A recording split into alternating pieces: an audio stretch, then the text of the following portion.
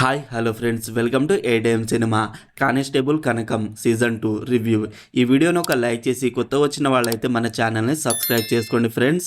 Season 2లో టోటల్గా 4 episodes ఉన్నాయి. టోటల్ రన్ టైం వచ్చేసి 1 hour 44 minutes ఉంది.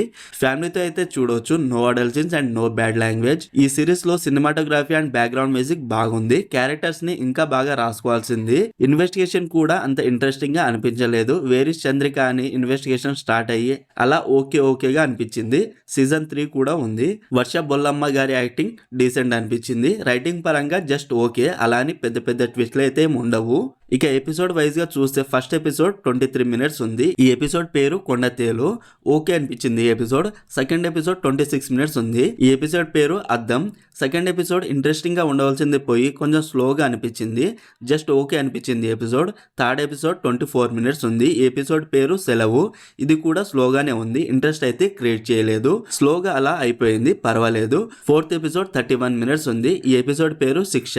ఇది కొంచెం బాగానే ఉంది అనిపించింది. ఓకే. ఈ సిరీస్ లో ప్లస్ పాయింట్ వచ్చేసి రన్ టైం అని చెప్పాలి. మరీ ఎక్కువగా లాగ్ అయితే చేయలేదు. తక్కువ రన్ టైమే కాబట్టి పర్వాలేదు. ఓవరాల్ ఈ సిరీస్ నాకైతే జస్ట్ టైం పాస్ కి ఒక్కసారి చూడొచ్చు అనిపించింది.